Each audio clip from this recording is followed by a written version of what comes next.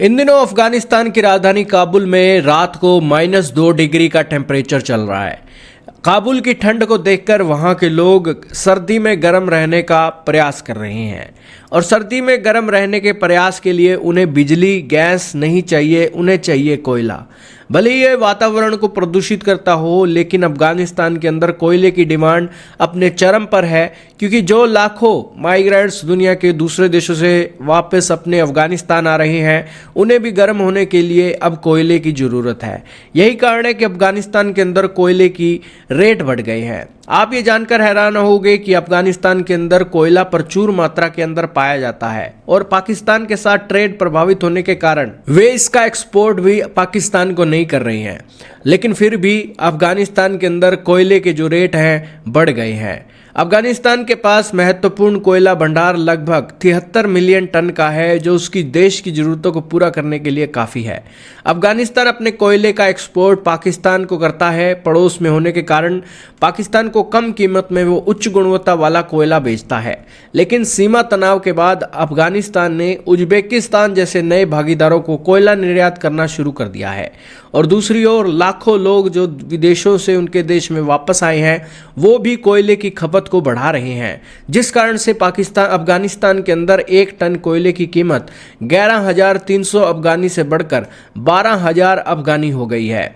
इस बढ़ी हुई कीमतों से सभी लोग परेशान हैं, क्योंकि कमाई के साधन भी कम है और दूसरा सर्दी में गर्म रहने के लिए उन्हें कोयले की जरूरत हर हाल में है। अफगानिस्तान के ठंडे इलाकों में जहां टेम्परेचर 0 डिग्री सेल्सियस से भी नीचे जाने लग रहा है, वहां पर सर्दी के महीनों में कोयला गर्मी का एक प्राथमिक स्रोत माना गया है, जिससे मौसमी मांग इसकी बढ़ गई है। कोयला विक्रेताओं का कहना है कि उच्च परिवहन लागत यानी कि ट्रांसपोर्टेशन कॉस्ट ज़्यादा होने, सरकारी टैरिफ ज़्यादा होने के कारण इसकी जो एक कीमतें हैं बढ़ी हैं। इसके अलावा देश में औद्योगिक क्षेत्र और सीमेंट निर्माण जैसे कोयला आधारित बिजली उत्पादन की भी लगातार घरेलू मांग बढ़ रही है, जिस कारण से उन्हें ये रेट बढ़ाने पड़ रहे हैं। दोस्तों, अफगानिस्तान के अंदर सर्दियां भी अपने चरम पर रहती हैं। कभी कभी टेम्परेचर यहाँ -10-11 डिग्री सेल्सियस तक तो जाता ही है, लेकिन जनवरी 2023 में यहाँ पर टेम्परेचर -33 डिग्री सेल्सियस का भी पहुँच गया था।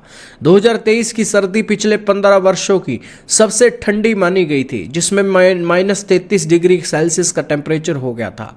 और इसके अलावा हेरात जैसे स्थानों पर भी ऐतिहासिक रूप से -23 डिग्री सेल्सियस का एक तापमान दर्ज किया गया था।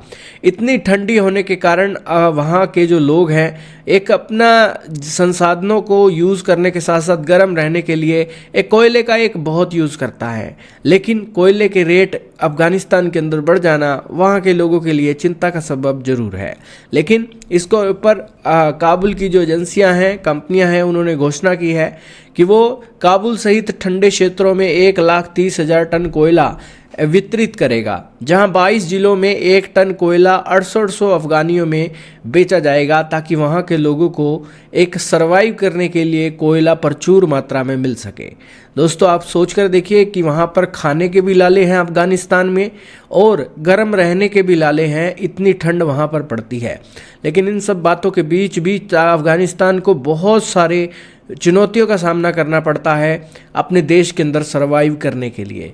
आपका क्या मानना है दोस्तों अफगानिस्तान के बारे में? कमेंट सेक्शन में बताइएगा।